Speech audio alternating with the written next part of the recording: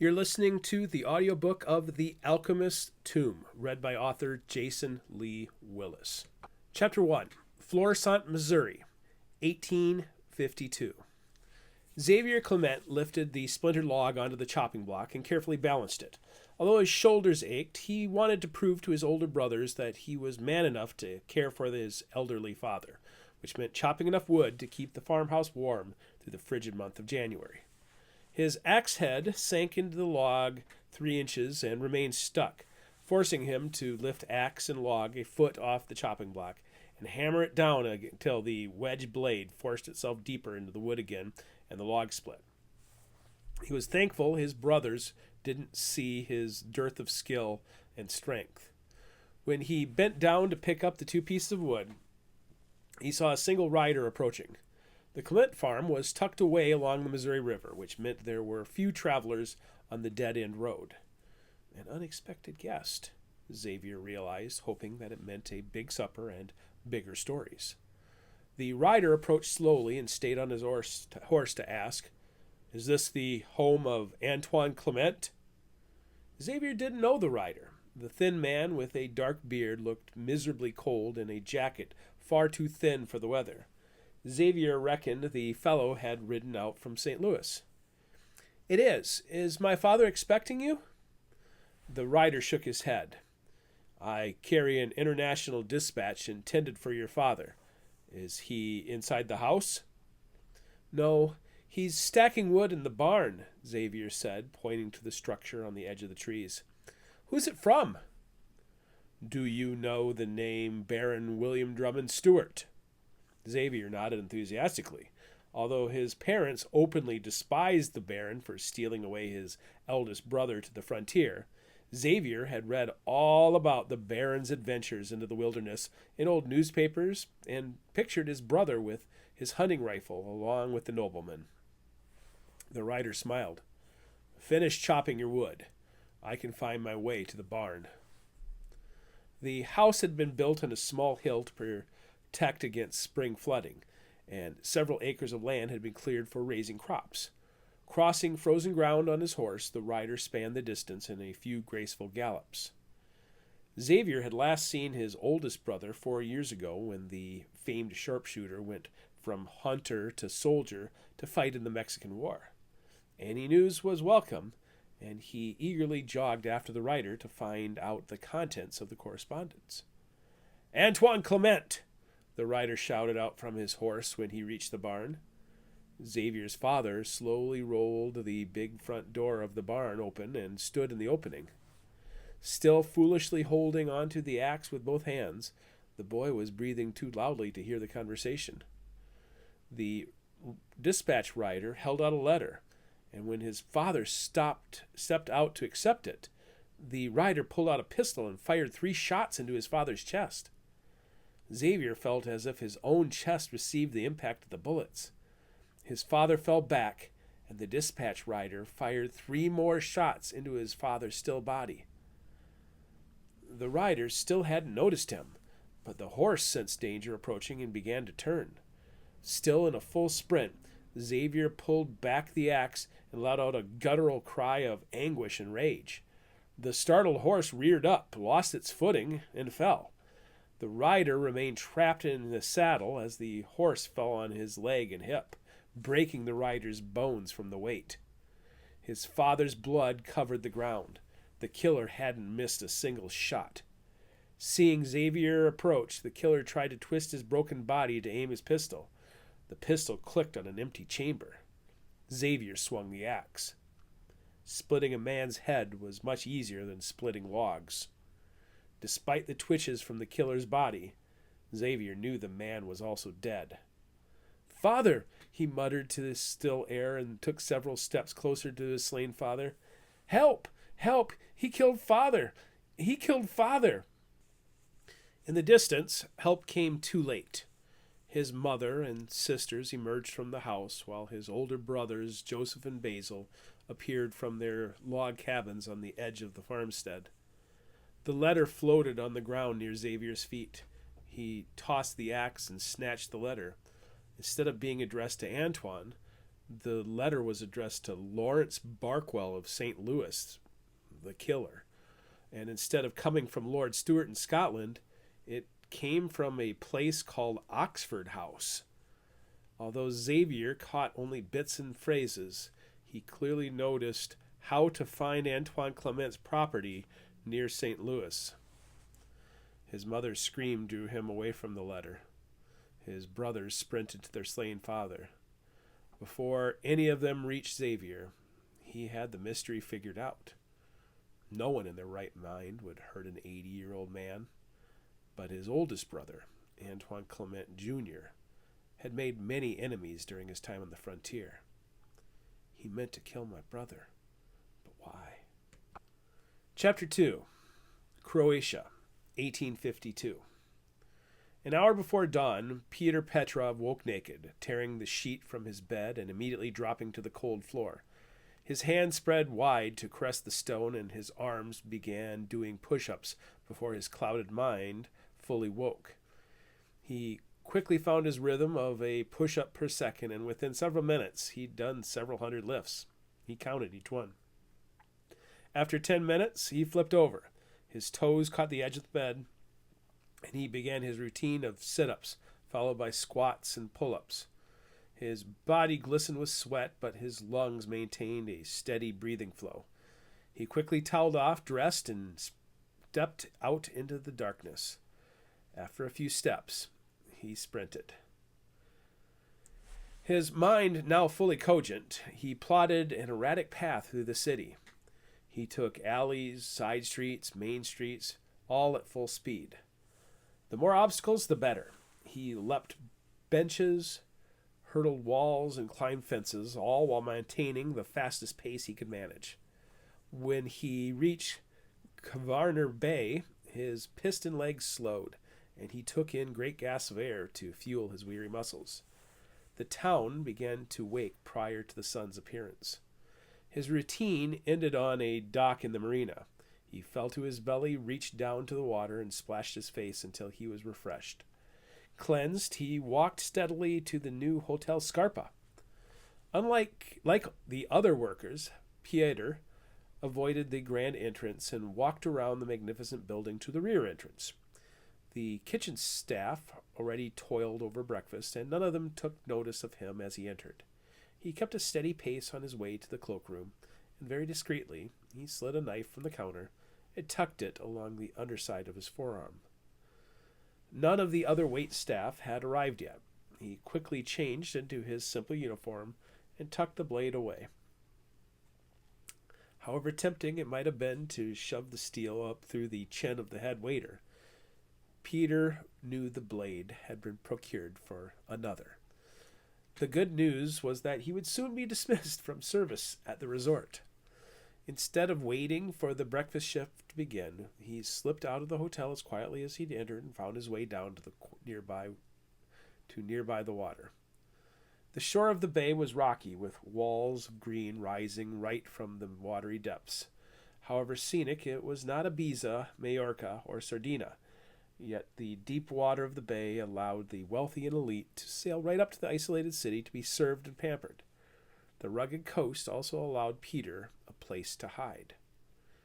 2 days earlier, after a ridiculous shift of training, he confirmed his target. Yesterday, after flashing dimples at the ladies for the day, he listened to enough break-room gossip to know where his target stayed. Peter wasn't fool enough to wait in a closet to stab the target to death in bed, so he quickly formulated another plan for the assassination. He walked past the stone patio where rows of chairs waited for the sunbathers to arrive. Its concrete steps allowed swimmers to enter the deep waters and escape the hot sun. Past the large patio, bungalows were tucked away along the hill, connected by a series of trails back to the main building. Peter stepped off the trail at the third natural grotto and hid discreetly in the bushes. Waiting is my favorite part of the hunt. From his position, Peter watched the sunrise in the east from the opposite side of the bay. The waters became busy with boat traffic, and soon the small coastal village also came to life. Somewhere back in the kitchens, his absence was certainly noted, and he'd lose a job he never desired. Had a stranger strolled into the resort, security would have intercepted, but he, having gone to the effort of being hired as a waiter, now belonged. Noise came from the bungalow. The visitors finally woke. From the height of the sun, Peter estimated it to be late morning. Finally, the dark-haired man, his target, emerged from the bungalow, followed by two others. The two younger men, already deep in conversation, came down the steps and headed for the main building of the resort. His dark-haired target, however, came down the steps, crossed the path, and took the stone steps down to the secluded pool. The area was a natural grotto with rocky walls, dense foliage, and a window to the bay. His target held a Bible in one hand and a saucer of coffee in the other. The man dressed modestly, a white cotton tunic and white pantaloons over a pair of dark bathing shorts. He had arrived 9 days ago on a 2-week vacation and had quickly established a predictable routine. Peter Petrov had arrived 3 days ago, first going to the prison and then the local police station to ensure the coming narrative would make the newspaper all the way back in Scotland. Peter watched the man sip his coffee for a few moments and counted the time it would take for the other men to be seated at the nearby restaurant. When his target finished his coffee, he set the cup aside and held the Bible with both hands as he silently prayed. Then he ripped off his cotton tunic, slipped his pantaloons off, and dressed down into his private bathing pool. Once the man dove into the water, Peter stood up from his hiding place and advanced on the man's belongings. His target emerged 10 yards from shore, and after a breath, he submerged again. Peter picked up the man's Bible and waited. His target wiped his face clear of water and paused when he saw the interloper standing in his private grotto. "Excuse me," the man called out in English in a soft voice. "Those are my belongings." "Lord Stuart?" Peter questioned just to confirm his assumptions. The target swam back a few strokes until he could stand. "Do I know you? Are you Lord William Drummond Stuart of Perthshire?" "What?" The man's face grew agitated. "Yes, I'm Lord Stuart." "Then this is now mine," Peter said, turning the Bible still in his possession to draw Stuart in. "Excuse me? Where do you think you're going with that? That is my personal Bible." Peter didn't run. He could hear Stuart angrily sloshing through the water. His thievery ended once he heard Stuart emerge from the water. Flashing his dimples, Peter turned and extended the Bible to the thin Scottish nobleman. "I'm only teasing you, my lord." He'd read that Stuart had thinning black hair and a mustache, which obviously had been shaved for his sojourn away from home. As soon as Lord Stuart snatched away the Bible, Peter knelt down, but to find his long dagger tucked into his boot. In one quick motion, Peter punched the blade into Stuart's left rib cage. With the Bible clutched in both hands, Stuart offered no defense for the second and third stabbing. William Drummond Stuart collapsed. Even though the dagger hit lung and heart, Peter leaned in till he was almost nose to nose with his victim. "The goddess Columbia sent me to give this to you," Peter said, kissing the dying man upon his forehead before running the blade of the dagger across the man's throat.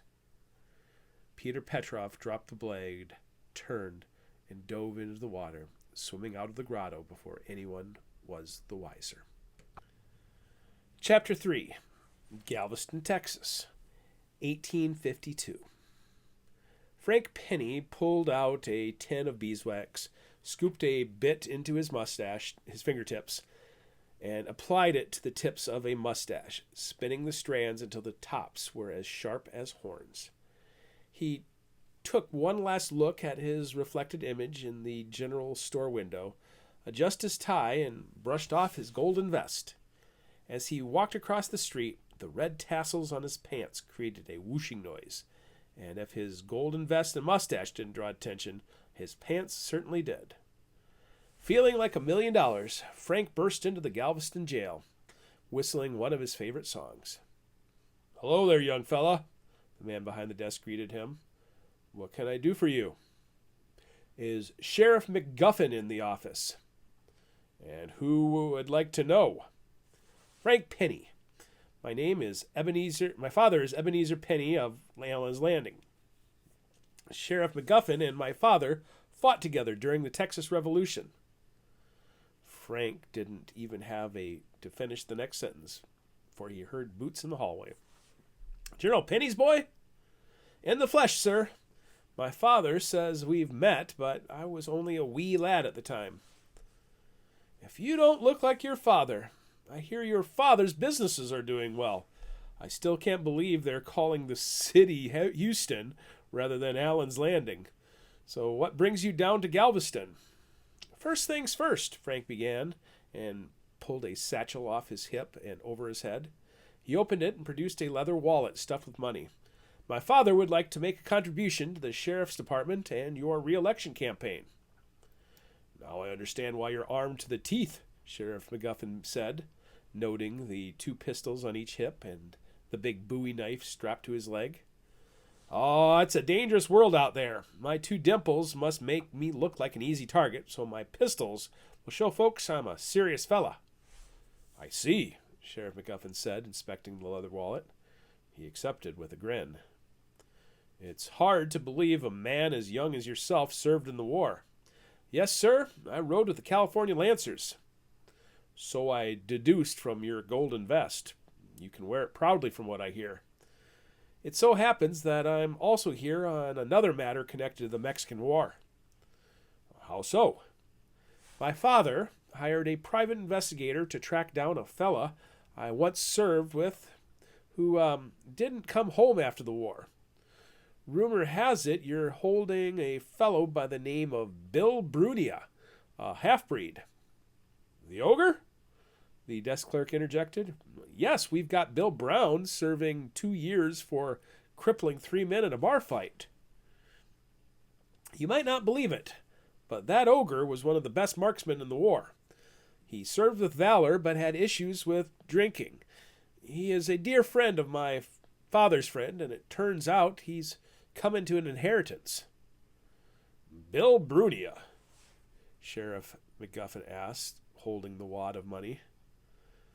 My father would like me to bring him home so we can clean him up and set him on a better path. How much of his sentence remains? Sheriff McGuffin asked the clerk. 5 months, but he eats enough for 2 grown men, so the way I reckon, I'd sooner be rid of him than keep him. I don't know if I dare turn down an order from General Penny. It warms my heart to know your father still remembers me. I believe it was Shakespeare who described men who served together in war as a band of brothers. Bill Brown is like a brother to me. Then I'll release him into your possession. Could I speak with him? For all I know, you've got the wrong Bill Brown in there. Absolutely. Come, I'll bring you to him. The Galveston jail consisted of 3 cells. Tough times indeed, Sheriff McGuffin said before turning. Give me a holler when you're ready. Brunia, Penny said loudly enough to get the ogre to stir. My father pieced the name together. Brunia was an alias you used during your time in the Minnesota Territory. What was the other? Misabe? And Bill, that's short for William. Frank Penny had never met Antoine Clement Jr., but he'd seen the paintings of the hunter made by Alfred Jacob Miller. The ogre in front of him appeared to be in his 40s, with long black hair and the copper skin tone of a Métis. You've got the wrong man, he said to Penny. Can you picture me on a horse prancing around in a gold vest? No, but I can picture you alongside William Drummond Stewart out on the frontier. I invented that part of the tale, but some of my story is true. Are you Anton Clement? Who? I don't know what you're talking about, kid. My name is Bill Brown. Look, if I wanted to, I could have come in here guns a-blazing, Even now, I could pop a few slugs in you and shoot my way out of here. Before you are released, though, I need to confirm your identity. Fuck off, he muttered, and rolled onto his back to face the ceiling. Apparently, you have unfinished business at a place called, Frank pulled out the letter for quick reference, at a place called Lake Manitou. Who are you? The son of a friend of a friend. We've never met, so let me properly introduce myself. I'm Frank Nicollet Penny. My father met the real Joseph Nicollet in 1833, but that was a year before I was born. I have been tasked with finding you and bringing you back to Scotland. Why would I want to go back to Scotland? Your enemies are hunting you down. In a case of mistaken identity, your father, Antoine Clement Sr., was killed in cold blood at his farm in Florissant, Missouri. What? His reaction was all the confession Penny needed. A random killer put 6 bullets in your father, believing it was you. You're one of the world's most wanted men, apparently, with a large enough bounty that'll make men chase you to a Galveston jail. I'm lucky I found you first. But my father is an old man. Once again, a case of mistaken identity. And desperate men will do desperate things when your name has a small fortune attached to it. Who did this? Clement asked, rising to his feet, filling the space in the jail cell. His father had told him the man was a giant. Now he understood. The same men who poisoned Professor Nicollet, likely. Afterwards, you took revenge on the men responsible, didn't you? They killed my father? Clement repeated. Yes, and you can have your revenge if you come with me. What do you say? Get me out of this shithole, Clement muttered. Tell me more about the men who killed my father. Chapter 4. Perthshire, Scotland, 1852. Carl Andreas Geyer passively endured most funerals, but this one was different. He honestly loved the man who was being put in the ground. Outside the carriage window, the old forest reflected the gloom in his heart. The road followed the Tay River, a sign the journey was coming to an end. Since arriving in Edinburgh, civilization had all but vanished with rugged mountains and tall trees filling the window. Why did Stuart travel all the way to America when he had this in his backyard? Geyer held many mysteries in his heart, which is why he'd finally found the motivation to leave Meissen, Germany, after so many years in social isolation. Are we there yet? Geyer flinched, almost forgetting his young wife Emma had accompanied him. 20 years his junior, Emma kept her vestal figure after 5 years of marriage. When Geyer had returned home after a decade on the American frontier, he'd been a lean explorer in his mid-30s with his pick of any maiden in Dresden. Just like his botanical collection, he'd carefully studied the landscape, finding the most beautiful flower in the field. Even now, after sleeping for 2 hours in a carriage, Emma's blonde curls, alabaster face, ruby lips, and inquisitive blue eyes remained the ideal qualities of her Germanic stock. Geyer, however, had not aged well in 5 years. We've been there for the past 20 minutes, he answered, and then yawned. That village was the gate to the estate. Emma's eyes widened. Are we really staying in a castle tonight? He grinned at her enthusiasm. Mind you, it won't be like German castles. Do you see those monstrous old oak trees in the distance? That's the last of Burnham Woods. From Macbeth? Yes, from Macbeth. Unlike castles in Germany, this region of Scotland is for those who wanted to get away from the trappings of civilization. This region has remained untouched to act as a hunting preserve for the lords of Europe to visit. It had also stayed the same since he last visited Stuart on his return from America. And did the real Macbeth live near here? Geyer chuckled. No, Inverness is still another 70 miles north of here. So Malcolm hacked down those branches from Burnham Woods and carried them for another 70 miles? What's the point in that? You'd have to ask Shakespeare, my dear, but I'd guess there was symbolism in the untouched woods of Burnham. Perhaps there are still witches hiding behind those big oak trees. Emma sat up and stared out the window, which reminded Geyer that she was still a child at heart. Emma loved his stories more than she'd ever loved him, and in recent years, he'd run out of stories to tell.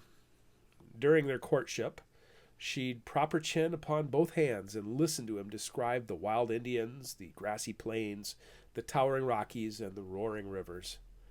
After marriage, she'd pry more tales from him, making him wonder if she kept an investigative journal hidden away in the house for each name and place he'd been.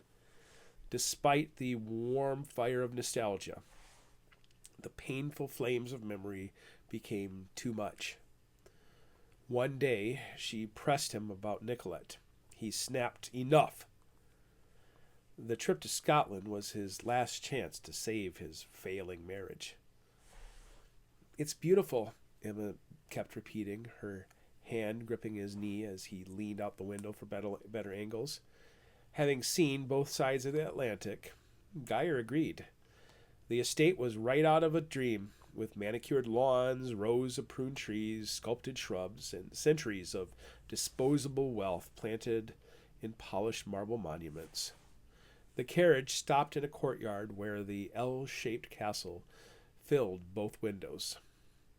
Servants came hustling out of the doors. An even broader smile graced Emma's face, and when the door opened, she almost burst from the carriage and spun like a ballerina once on solid ground.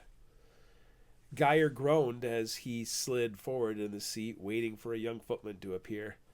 "I have a weak knee," he said, with a pained smile. The footman nodded in affirmation with a training that hid the reality of the situation. Geyer had grown obese. Using the young man as leverage, Geyer kicked his foot out to the step and paused long enough for another footman to appear. Together, the two young men balanced him as he stepped off the rail, and then also served as cushioned brakes as he lurched forward. Geyer heard the carriage shift as he stepped off. He felt all their eyes upon him as he caught his breath. They can go to hell. I've traveled the world with great men. Emma quickly regained the spotlight as she naively clapped and jumped with joy. Two figures stepped from the main doorway of the castle. One he knew by reputation. Lady Stuart wore a red velvet dress cut low enough that her cleavage threatened to spill out as she descended the stairs. According to the stories he'd been told on the prairie, Lady Stuart was the furthest thing from being a lady. Born in the gateway village of Perthshire, Christina Battersby began life as a peasant.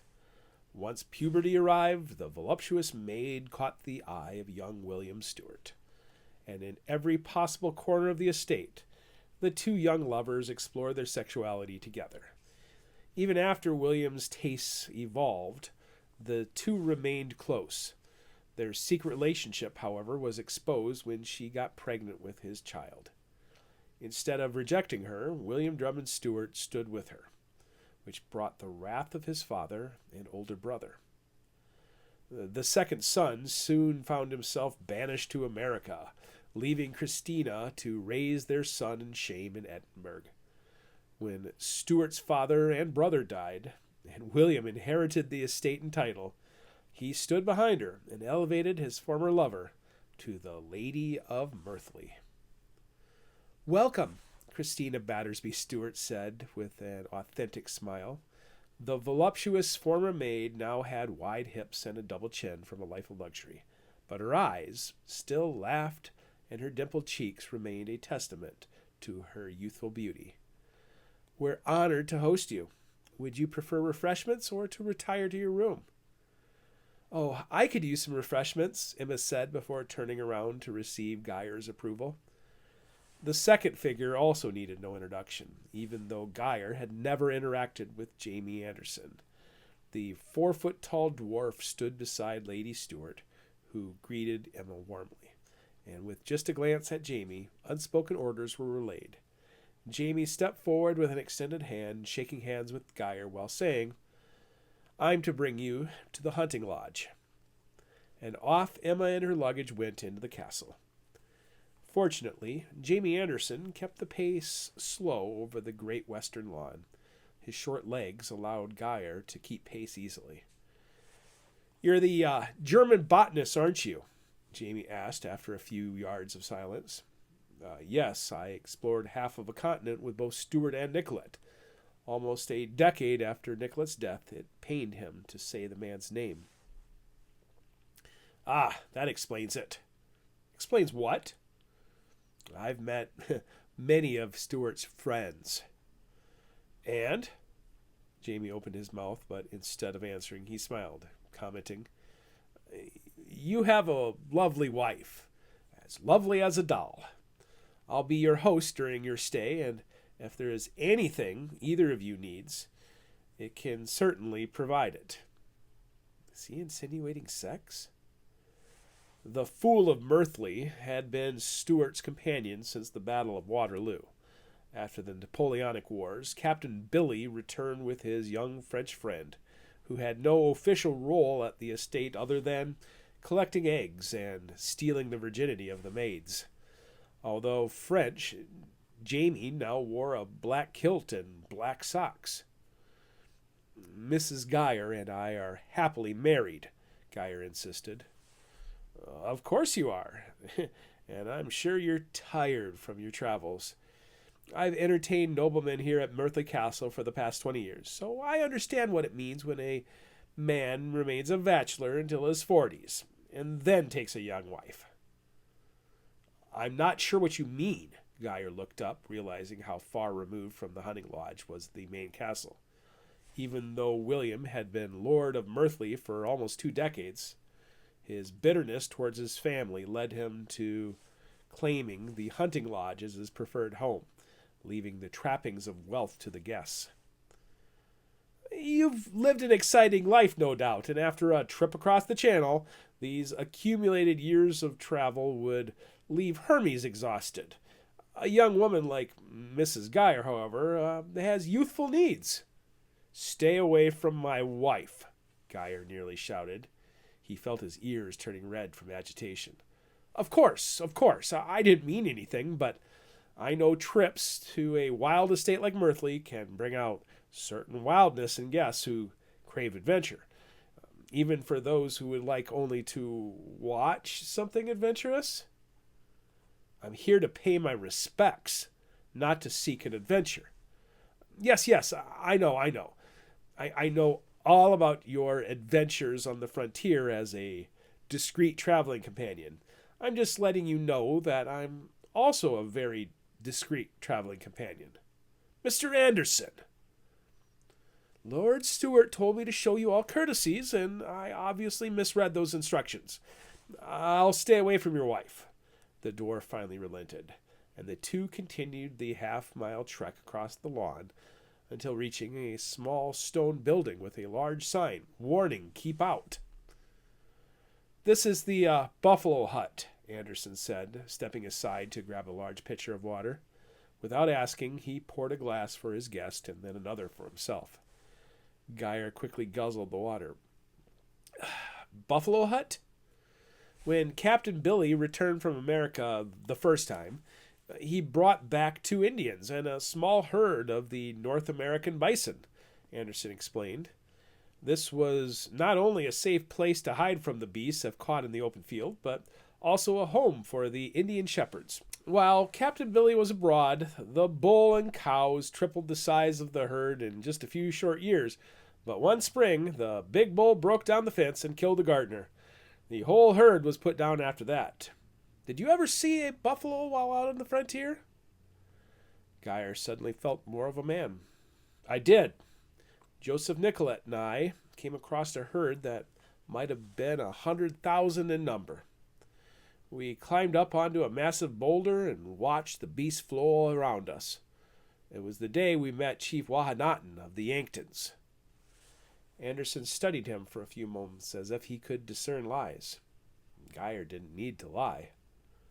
The hunting lodge is on the other side of the ridge, down by the river, Jamie said, and began walking across the second field. Geyer could see both the river below and the single 3-story turret of the lodge peering through the tallest pines. He'd always known William Drummond Stewart came from a wealthy family, but now he finally understood why the wild Scot had been so irreverent around the St. Louis elites. His hunting cottage was grander than the finest estate west of the Mississippi River. Including the shooting tower, the hunting lodge was 3 stories high with 3 visible rooms on the second story and a large living room and kitchen floor on the main floor. A few horses were hitched to the post near the front door, and smoke came from the big chimney, a sign of other guests for the funeral. Both Geyer and Anderson were breathing heavily when they stepped up onto the porch. To give himself time to catch his breath, Geyer asked Anderson a question. "Is Fremont attending?" All of Nicollet's companions had unfinished business still, but in the 9 years, Fremont had become a celebrity. "No, the former senator is returning to his California ranch to placate dissatisfied constituents," Anderson explained, showing off his girth of gossip and vocabulary in one statement. "But others say it is to pan for gold. You knew the Pathfinder, didn't you?" Fremont seemed only a boy in those days. "I knew him well. I'm sure he'll be a great leader for the people of California." The dwarf opened the door. The mounted head of 24 exotic beasts lined the dark walls of the massive living room, and swords, rifles, and pistols decorated a stone fireplace. Pine furniture and decorations brought memories of Joseph Renville's cabin out on the headwaters of the Minnesota River. 3 strangers already waited in the lodge. One, a lean, handsome man in his 30s, sat in a chair nearest the fire with his feet propped up on an ottoman and a thick book in his hands.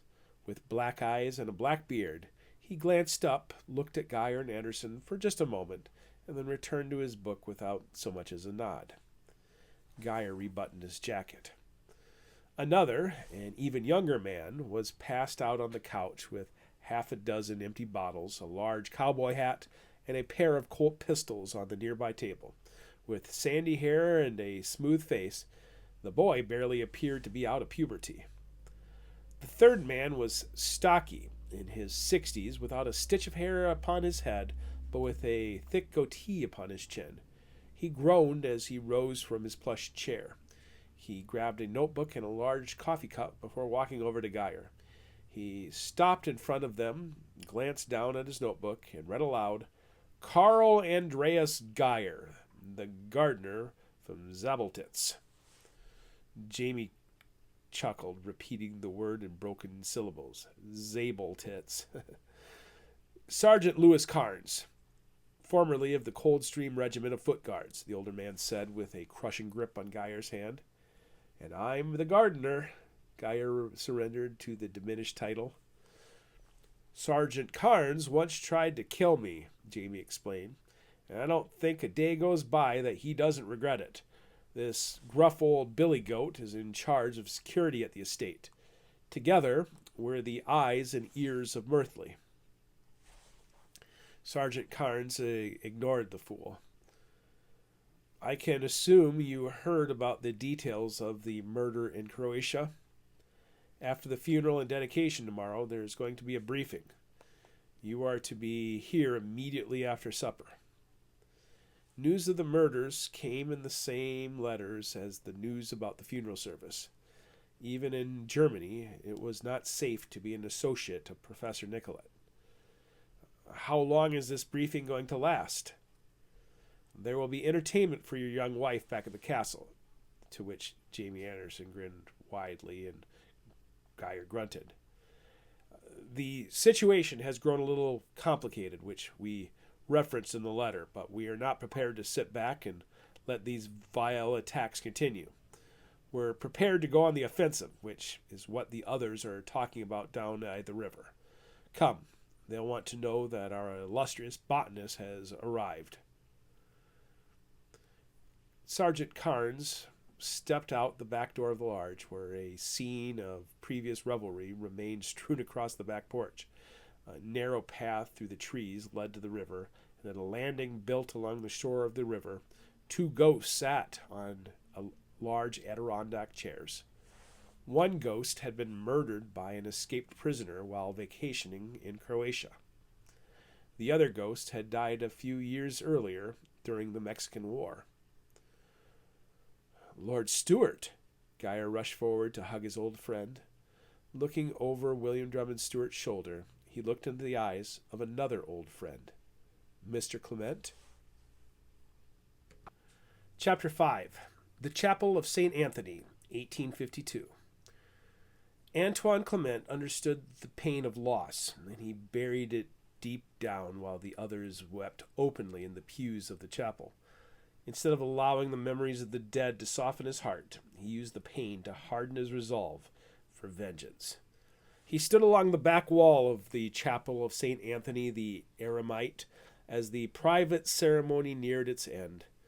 Though the stone building was centuries old, William Drummond Stuart had poured the last of his disposable wealth into refreshing the sacred structure with burgundy paint for the walls, yellow paint for the tall two-story windows, and light blue for the tiled trim. Designed by architect James Gillespie Graham, the ornate ceiling now had refreshed varnished wood beams, and above the altar a massive mural painting showed the conversion of Constantine. The curtains were of the same color of Joseph Nicollet's green velvet vests, a frivolous show of love. At the front of the renovated church, Jean-Nicolas Nicollet's little body was ready for reburial in the place where the old chapel met the new chapel. Everything fell apart after Nicollet's death. While William Drummond Stuart threw himself into the designs of the new chapel, Clement had thrown himself into a bottle of whiskey after his brother Francois Clement also died in a freak accident. His grief sent him to Mexico, where he could murder and drink his way to his heart's content, all under the guise of war. He quickly sobered up in a Mexican prisoner of war camp, and following the Treaty of Guadalupe Hidalgo, was released in 1848, only to end up in a Texas jail after a night of drunken rage. Young Frank Penny showed up with a letter and a wad of cash to bring Clement back to Scotland, but Antoine insisted on visiting his family in St. Louis before making the voyage across the Atlantic. The assassin meant to kill him, not Antoine Clement Sr. His father had been a lowly trapper who saved all his money to return to St. Louis. He'd never threatened the lives of some of the most powerful men in the continent. That had been his son's handiwork. Yet his father had been killed in cold blood by an assassin. Now, because of what happened to Stuart's brother, Clement knew he'd finally be unleashed upon his enemy. The same men who killed my father are the men who killed Nicollet. We should have killed that entire family in Detroit. Now I'm going to be part of another war. Although Nicollet had been dead for almost a decade, William Drummond Stuart insisted it was time to bring the scientist's body to a better resting place. It was the plan back in 1845 when renovations began, but following the murder of his younger brother Thomas Drummond Stuart in Croatia, plans were hastened. The louder that Stuart wept in the front row, the more that Clement feared the coming reaction. When he was a boy, Antoine Clement allowed his heart to creep all the way up into his throat as he wailed for the death of his mother, Starlight. She was the daughter of a powerful Cree chieftain who gave her to Antoine Sr. as a business alliance. Even as a child, Antoine Jr. was large compared to the other boys his age, earning him the nickname Brunia and Masabe from his mother. He was only 5 in 1811 when she died. He ended up staying with his Cree relatives for the better part of a decade until his father rescued him and brought him home to St. Louis in 1821. His father remarried Mary Elizabeth Dumont, raised 3 more children, and farmed until an assassin murdered him in the barn. Revenge won't bring my father back, but it will help me forget the past, Clement thought as Nicollet's private funeral continued.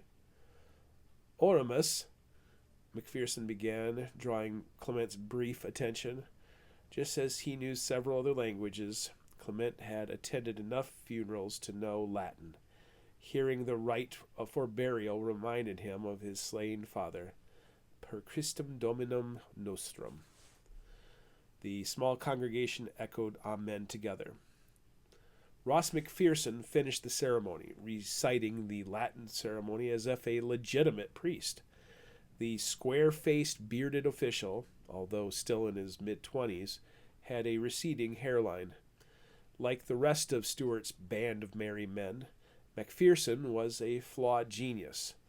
Over the past few weeks, Macpherson and Stuart endlessly debated Scripture and drank until one relented or grew sick. Young Macpherson did not, however, wear a priestly collar. A few weeks earlier, the new chapel had been publicly dedicated by Bishop Crothers. The burial of Thomas Drummond Stuart followed.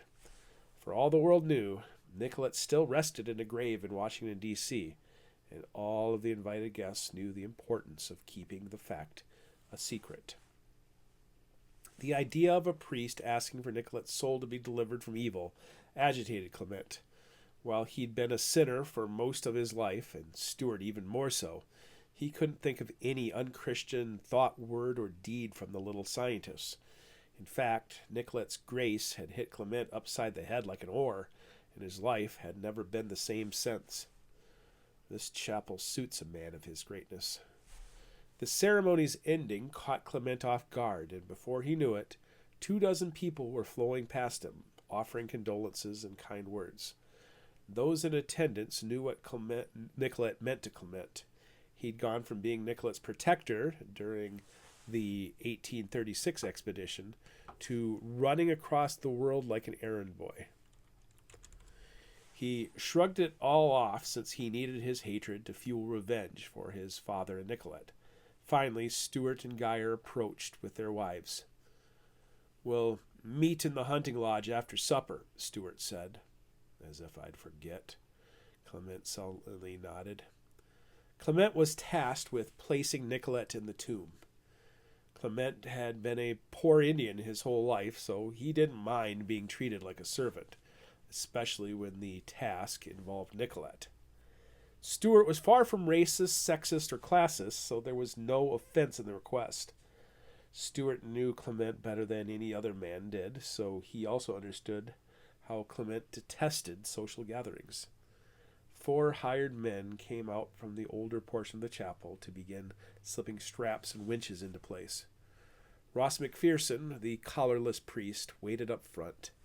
Like Clement, he didn't belong to the same class as the guests. "It sounds like Nicollet was an extraordinary man. I wish I could have met him." Clement grunted and assisted the workers in moving the coffin to its final place. He almost killed the effeminate Nicollet the first night they met, but later took on the secret identity of Brunia to protect him on his expedition to the headwaters of the Mississippi River. A jealousy always existed, and still existed, when William Drummond Stuart turned from a wild rapscallion into a devoted disciple of Nicollet. While Clement also became a disciple of Nicollet, the professor always showed fear around him, yet beamed with joy while speaking with Stuart. Because of the recent murders, Clement and Stuart were about to be further separated. The new chapel was almost as grand as the tombs for the ancient pharaohs. While Nicollet was traveling over the prairies searching for clues about the Philosopher's Stone and other legends, Lord Stuart had taken Clement on a reconnaissance trip to the Middle East. They visited Jerusalem, Egypt, and ancient Babylon to further reinforce the theories that drove him to the headwaters of so many rivers. If Nicollet had lived, Clement would have rejoined Nicollet to finish the quest near the headwaters of the Mississippi. Nicollet's casket lowered into the floor of the chapel, and in just a few minutes the workers would replace the stones and rebuild the elevated altar. Although Nicollet was not a priest, bishop, cardinal, or pope, he was the most Christian man Clement ever met, and in his estimation worthy of such a tomb. Are you familiar with St. Anthony the Eremite? McPherson asked as they both watched the casket being covered. I didn't learn about the saints growing up in Hudson Bay. From all the stories Stuart told me about Nicollet, the parallels between the two are striking, McPherson began and then explained. St. Anthony was a monk from Egypt. In the early days of Christianity, was considered to be one of the first monks on record. Like Nicollet, he was chaste. Like Nicollet, he had a strict diet. At the age of 35, St. Anthony withdrew from the habitations of men and went deep into the desert on a quest for enlightenment. During this time in the wilderness, St. Anthony found himself tested by the devil. Armed with only the power of prayer, Anthony defended himself from long stretches of boredom, laziness, and the phantom apparitions of beautiful women sent by the darkness to tempt him. Instead of behaving like Job, St. Anthony went on the offensive, searching for the evil that plagued him, finding it in a cave. Although Anthony took a beating from the discovered demon, the attack stopped, and when the monk returned from the wilderness, he was healthier than when he departed. The workers sealed the stone altar. McPherson took a few steps away and finished his story. Upon his death, St. Anthony was given a secret burial. Rest in peace, Professor Nicollet, Clement silently prayed, and began walking out of the chapel with McPherson at his side. Your journey is at an end. My journey is just beginning. Chapter 6. The Hunting Lodge, 1852.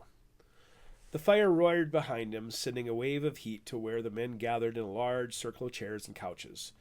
William Drummond Stewart was nervous about how to begin, but the faces of so many friends galvanized him to find strength amid the emotions of the day. Am I worthy of carrying the mantle of Nicollet? He cleared his throat and began. When I was a boy, when I discovered my uncle belonged to a secret society. Mind you, many lords belonged to dozens of organizations, clubs, and societies, but my Uncle William belonged to a unique secret society known as the Order of Eos. The room hung on his every word, some politely nodding along. Antoine Clement sat at his right hand, while Carl Andreas Geyer sat at his left, and both nodded in affirmation. Despite my fascination with my Uncle William's occult collection, it was decided by his friends in the Order of Eos that I was too reckless to be trusted with any more knowledge than I had gleaned from my covert trips to his library. The family determined I needed to join the military to help set me on the straight and narrow. Sergeant Carnes chuckled at this. So did Jamie Anderson. At this, Stewart also grinned. After I defeated Napoleon, Stewart jested, and old age defeated my uncle, my fascination with the occult legend housed in Longueuil took a sudden turn when my aunt was murdered trying to sell a map to an American branch of the Order of Eos. Having once seen the map, I knew the tale of a secret treasure on a lost continent, so I gathered up my allowance, and much to the relief of my elder brother John, I set off for the Gulf of Mexico to explore untamed frontier. The Almaric map, according to the lore, was created by King Solomon himself when he was determined to find a legendary object that could transform matter. Of course, most of you know my obsession with the Philosopher's Stone, but my recent obsession fixates more on the alchemist who created the stone. In his research, Solomon learned the old alchemist lived prior to the Great Flood, but the details about this king and his lost kingdom were confusing. The geography described was either mythological invention, or it described a world changed by the Great Flood.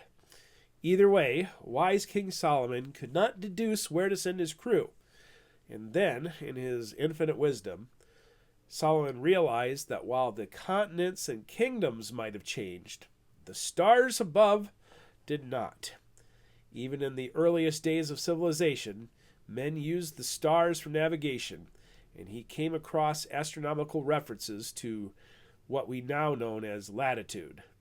The kingdom of the Alchemist was located in the north, along the same line it had been prior to the flood, or passage of time.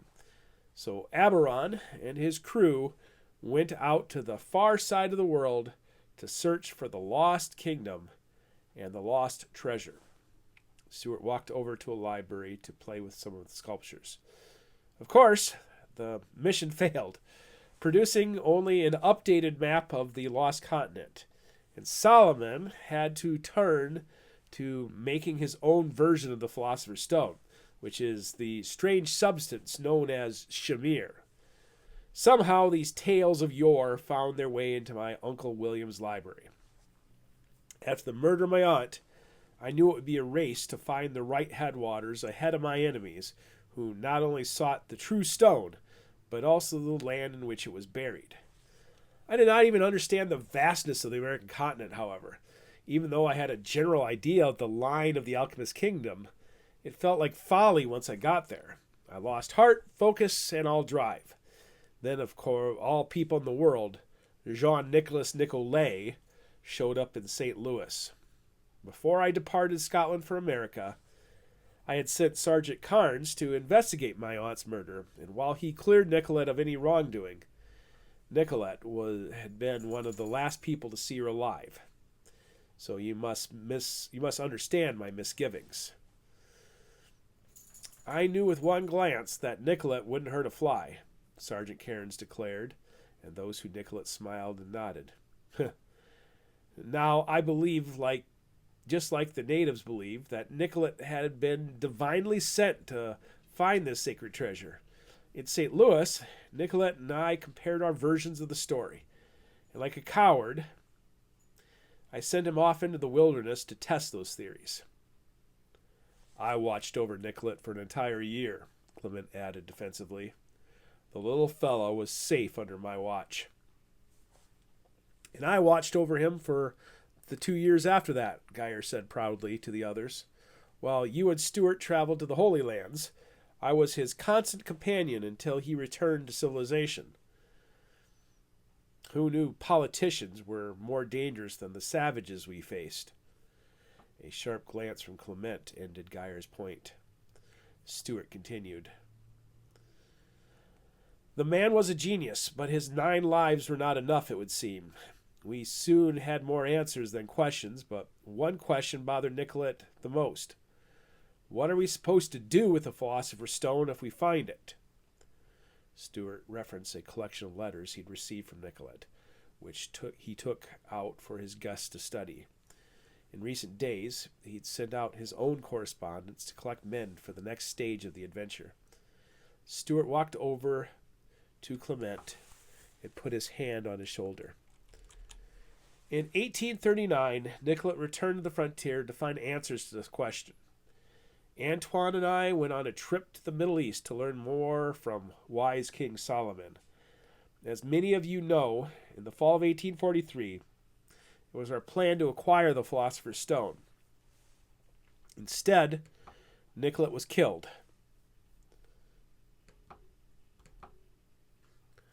While it has taken me almost a decade to recover from this loss, I am now prepared to finish what I started the day my aunt was murdered.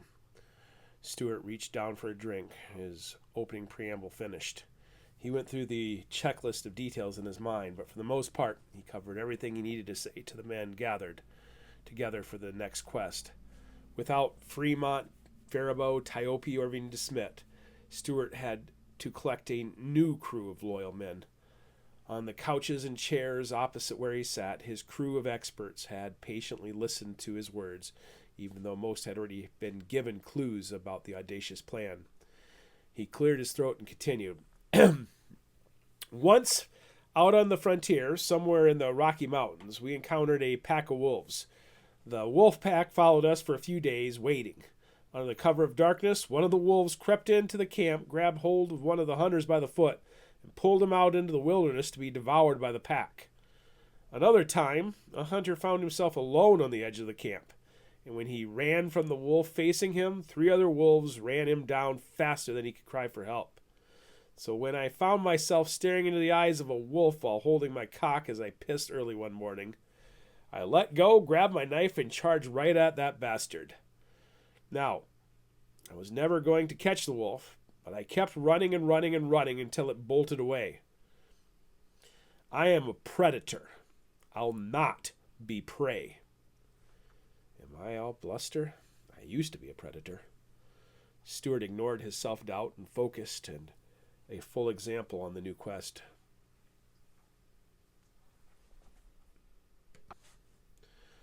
Once again, I am being hunted. These bastards caught Nicollet by the foot, and then they went looking for Antoine Clement, murdering his father in a barn. Most recently, my younger brother Thomas was killed when he checked into a resort using my name. If we meekly sit around the camp, the wolf pack will take us out one at a time. So it is time we start hunting wolves. Stuart reached down and took a drink. The solemn eyes of the gathered men both inspired him and terrified him. They are here. Most already know your theories. It's time to find out if they are as loyal as I think they are. I'm going to wage war on the Order of Eos and the Priory of Ormus, Stuart finally declared. I'll hack down any branch of the tree I can find, uprooting it from the ground when I am finished. To do this, the wolves must think we are on the run. So I'll be traveling with my wife, along with Mr. and Mrs. Geyer, on an extended Mediterranean cruise. We'll be accompanied by my loyal companion James Anderson and two new friends, Ross McPherson and Frank Penny. Stuart nodded to those he spoke of and then turned to the others. Meanwhile, Antoine Clement will escort Lord Wesley Erskine on a vacation to North America to kill the men who betrayed his father. Carl Geyer raised his hand, waiting meekly for Stuart to acknowledge him. Yes? Pardon my interruption, but who is Lord Wesley Erskine? A figment of my imagination, but no one in North America will know better. Sergeant Louis Carnes will be playing the part of this wealthy nobleman, with Antoine serving as his valet. Professor Corey Morgan will be joining them to serve as technical advisor so that Antoine kills the right wolves on this hunt. I don't understand. Professor Morgan is one of the world's foremost experts on Norse mythology, Stuart said as he walked behind one of his newest friends. And after this past year in my family library, he is also the world's foremost expert on the origins of the Order of Eos. In seeking answers to Nicollet's death, we kicked the hornet's nest. Delhut could not keep his mouth shut, and obviously gave our names to the assassins who killed Clement's father and my brother. After we deal with Delhut, Professor Morgan is going to make sure Clement knows every branch and root of the Eos family tree. Geyer shook his head, but did not ask another question. Stuart studied the man, noting that he had grown fat and perhaps even cowardly. He's not the man I once knew. He looked to see if anyone else had questions before explaining more to Geyer. Meanwhile, you and I are going on a little cruise. It'll appear as if we've lost nerve and gone into hiding, but we'll only dress ourselves as the sheep. We're going to search for the proverbial lion's den and... Could you please avoid using the grandiose metaphors and just speak plainly to me? Geyer interrupted. He's still the voice of reason. I don't need him to be a warrior. I've got Penny for that. Why did Nicollet hesitate? Stuart asked. Slack-jawed, Geyer sat back. Clement narrowed his eyes in contemplation. None of the others personally knew Nicollet. Stuart expounded. He'd found the Philosopher's Stone hidden in a cave. He only needed to reach out and take it, but instead, he hesitated, ignored it, and distracted his enemies with other possibilities. And what did his enemies do? Both Eos and the Jesuits went rushing off to the headwaters of the Missouri River, scouring through the Rocky Mountains for vitriol. Nicollet knew there was more to the quest than just the Philosopher's Stone. Stuart walked over to the far wall of the hunting lodge and pulled the fabric off his framed image of Nicollet, holding an image of the lost island of Lore. Professor Morgan, tell us what the Order of Eos is after. Professor Morgan, who'd been leaning forward to study the portrait, leaned back in the sofa and rolled his eyes before beginning. At the heart of it, they believe they are going to resurrect a fallen god who will restore the old ways, elevating the faithful above all the other tribes of mankind. They believe the earth had endured a series of cataclysms, and that after the last great battle, 4 gods were buried alive as a broken earth collapsed around them. The recent discovery of the Philosopher's Stone has motivated them, and now, knowing the key will not remain hidden for long, they seek the tomb of this fallen god. Nicollet's bluff had led them to believe the tomb is located in the Rockies. Thank you, Professor Morgan, Stewart said. But there are always 2 sides to a coin, and the mythos of the Order of Eos is interpreted different by others. He cleared his throat. Mr. McPherson, share what the Jesuits are looking for.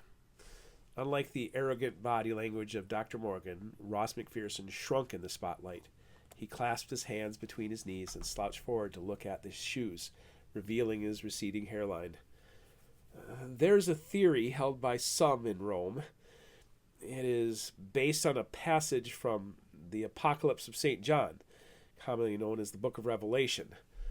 When John is shown the future, he witnessed a 7-headed dragon, and when he asked the angel about the meaning of the creature, the angel explains to him that the 7 heads represent 7 kings. Assuming that the prophecy was given to him around the year 95 AD, during the reign of Emperor Domitian, the angel declared that 5 of the kings had already fallen, 1 king was currently alive, and the 7th king had not been born. These 7 kings, Stewart stole the final point, will lead the earth to an 8th king, the Antichrist himself. Nicollet shared his theory about Eos belief and the beast of Revelation having connections. Stewart said, holding the bundle of letters. This portrait was sent to remind me about Nicollet's theories. Carl, tell Nicollet's theory about the Big Dipper.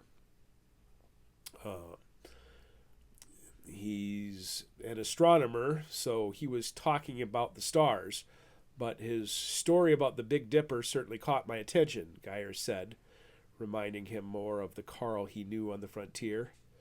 He believed the 7 heads of the dragon connected to a prophecy thousands of years older than Revelation. His theory is that the 7 represented the 7 kings preceding the Antichrist, and the pole star Merrick pointed to the 8th star, Polaris.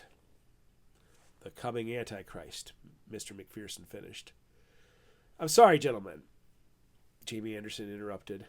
Being born a dwarf left me a little bitter towards my creator, so excuse me if I'm not versed in scripture. But are we trying to kill the Antichrist? Several of them chuckled, but McPherson remained serious. While Professor Morgan knew the occult lore, McPherson had been a devout priest. Now you understand why Nicollet hesitated until he could get more information. If Nicollet's theory is correct about the Philosopher's Stone, as some supernatural key capable of unlocking the end times, then I cannot allow it to fall in the hands of the Order of Eos, and subsequently, I cannot allow them to find the tomb of some ancient king. That I cannot abide. But what do you intend to do? Anderson pressed. Stewart looked at Clement for confirmation. We're fairly positive we know where the Philosopher's Stone is located. Clement nodded.